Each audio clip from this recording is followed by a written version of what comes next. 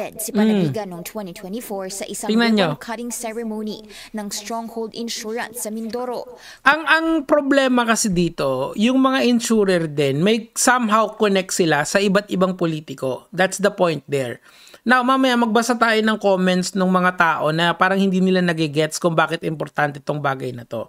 Tama ito may conflict of interest ba talaga? Kasi nga, look, yung asawa kasi ni Marcoleta kasi is nandun sa insurance company na yon.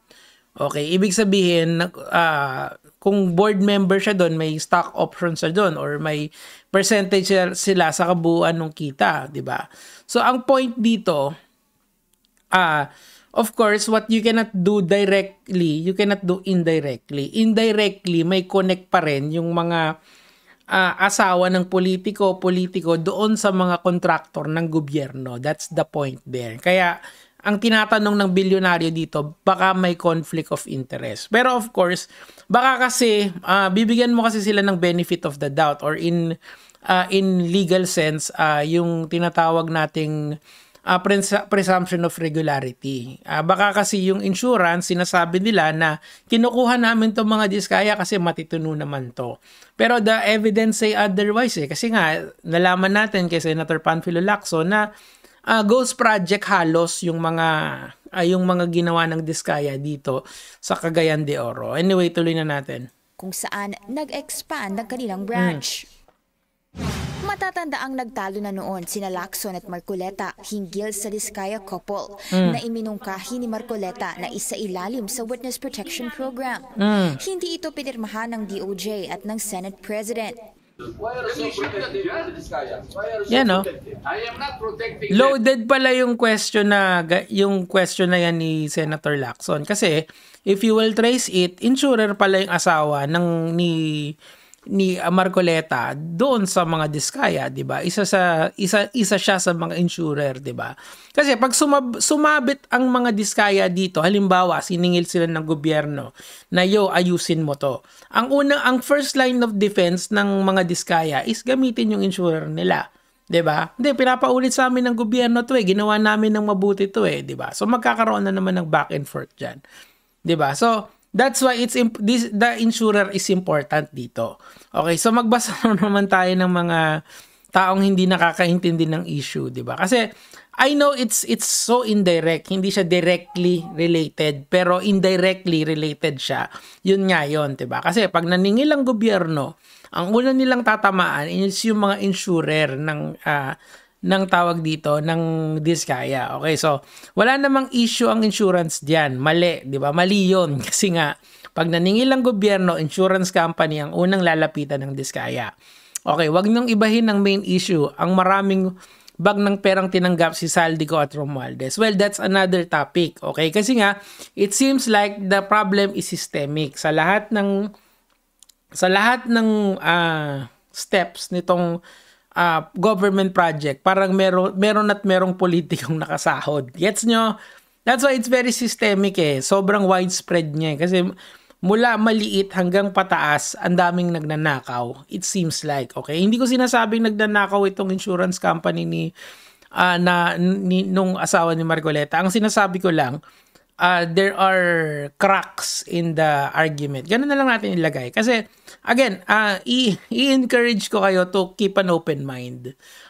Of course, ako, hindi ko naman gusto yan si Marcoleta. Obviously, dating-dati ko pang hindi gusto yan. Pero, I have to, as a content creator, kailangan kong ibida yung presumption of regularity and yung innocent until proven guilty. Wala tayong magagawa. It's in the law. It's in our law. Okay, bakit ibang issue na naman yan? Ang gusto ng Pilipino is managot sa flood control scam. Exactly. Kaya nga po tinitingnan natin yung kabuuan ng problema. Kung gaano siya kalalim, okay? Anong problema sa insurance? May naibalita ba bias network? Hindi, kaya nga kasi nga pag nagka-problema ang diskaya o nalalapit sa insurance, mag-isip po tayo, gamit utak, bago type, gamit utak. Eto, inililihis ang issue para maiba to kay Marcoleta. Hindi siya inililihis ang issue. Ang ibig lang sabihin nito, kung involved si Saldico, si Martin Romualdez, pati rin si Marcoleta indirectly dun sa asawa niya. Pero again, benefit of the doubt. Same kay Marcoleta, kay Zaldico, 'di ba? Presumption of regularity at saka presumption of innocence. Lagi niyo tatandaan 'yan. Kahit di niyo gusto yung tao, kailangan talagang nandun 'yan. Okay? Pati BDO sabit kasi dun yung bangko nila. Well, depende 'yan kung billion yung linalabas, 'di ba? Okay? So ano na naman? Ito si Nutriban Republic. Yung insurance po ang parang pag-attack doon. Kamanda. So ano ngayon kung insurance? Yun nga po, sana mapanood to ng mga tao na hindi nakakaintindi ng issue. Ini-explain naman sa inyo, di ba? So magkaroon tayo ng summary para dun sa mga hindi nakakaintindi. Okay? So kukuha ng proyekto ang isang contractor. Kunyari, nanalo sila. Nanalo sila dito sa dito sa Ciudad A. May flood control silang gagawin. So si contractor kukuha siya ng insurer. Si insurer dapat walang connect siya doon sa mga politiko, dapat. Kasi meron tayong idea sa batas that what you can do directly, what you cannot do directly, you cannot do indirectly kasi nga may conflict of interest kapag ka nandun. Okay, pero ngayon ang lumalabas dito, yung insurer na kinuha ng mga diskaya doon sa dalawa nilang project ay board member pala yung asawa ni Marcoleta. Okay? So, ibig lang sabihin nun, indirectly speaking, nakikinabang yung asawa ni Marcoleta doon sa project ng mga diskaya kasi fully paid na to eh. So ibig sabihin nag-payout na, nagkabayaran na, tapos kung ano man yung kinita ng insurer na yon, okay na yon. Okay, so ngayon, under the idea of presumption of regularity, dapat nagawa ng tama yon. Kaso under this news, sabi ni Panfilo Lacson dito sa report niya, hindi daw nagawa ng buo. Okay? So may problema pa tayo doon. Okay? So sana maintindihan nyo kasi medyo komplikado nga ito. Now, pag ang gobyerno naningil sa mga diskaya dahil sa mga alleged ghost project na to, ang unang-unang tatakbuhan ng diskaya ay yung insurer. Now, si insurer, sasabihin niya, ang intindi namin ginawa ito ng tama. So magkakaroon sila ng back and forth. Kaya may sabit in that way yung insurer. Now, kasi, ngayon, you would speculate kung bakit sobrang protektodo si Marcoleta sa mga diskaya. Kasi, di ba, sobrang protektodo siya eh.